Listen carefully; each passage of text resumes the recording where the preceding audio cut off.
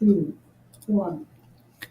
All right, friends, for the homework tonight, you should have gone home with these 2 pages. You will need these 2 pages and your pencil. So if you don't have that, go get it real quick. All right, we are going to start with the page titled Input-Output Tables, where it has the little man riding his horse. So what the directions say for A, B, C, and D is to complete the table.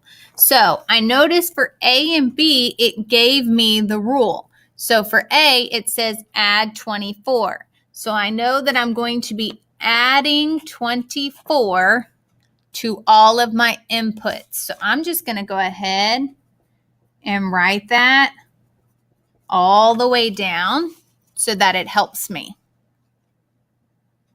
So then what you're going to do is you're going to go through and you're going to add 24. So if you have 34, you're going to add 24 and get your answer.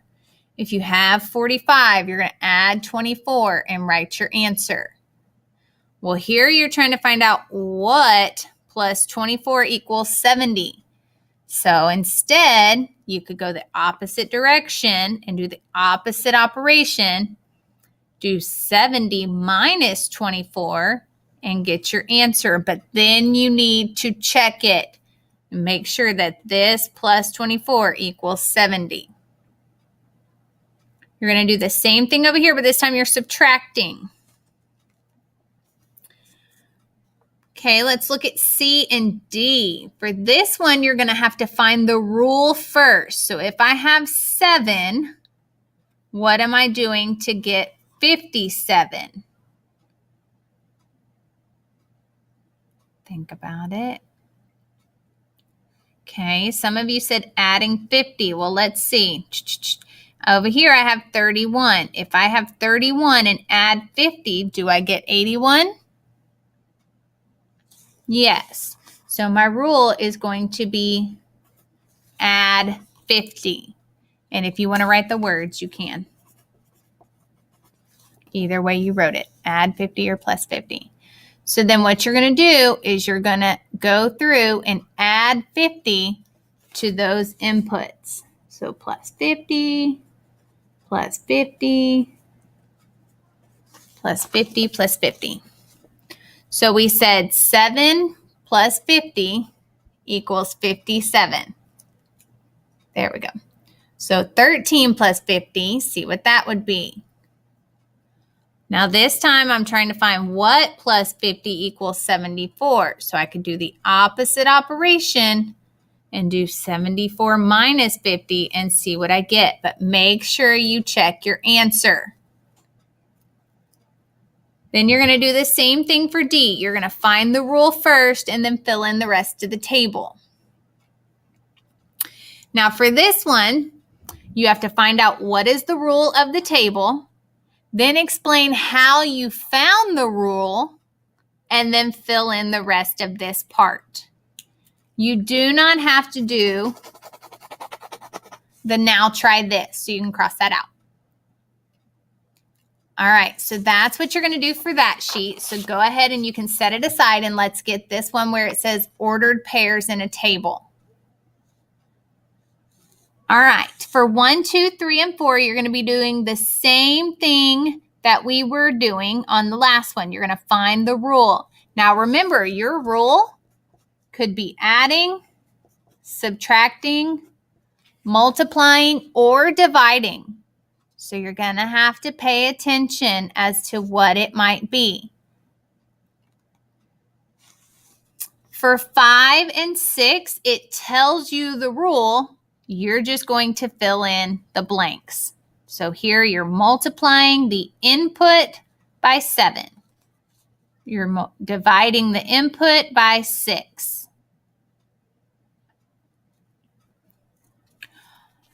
On these blank lines for 1, 2, 3, 4, 5, and 6, I want you to write an equation. So we're going to write that over here out to the side so you don't forget.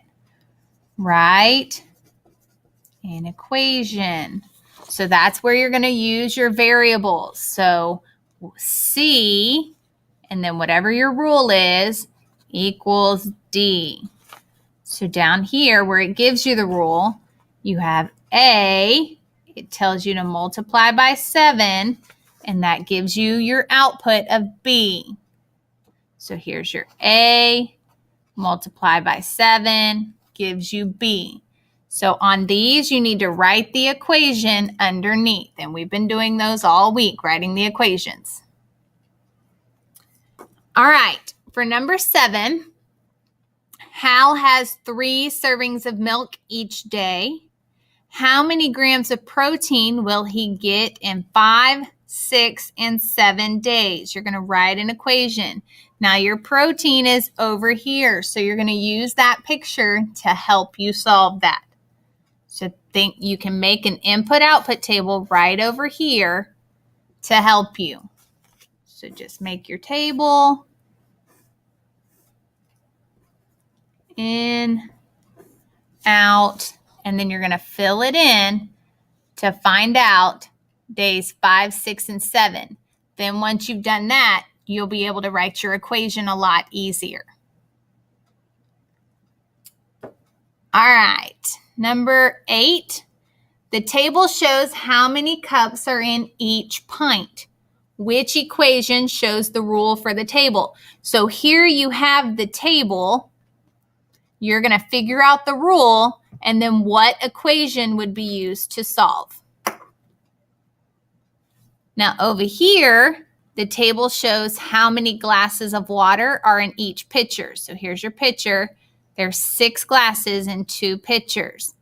So it wants to know how many glasses of water are in 12 pitchers. So if I extend my chart out to 12 pitchers, how many glasses would that be?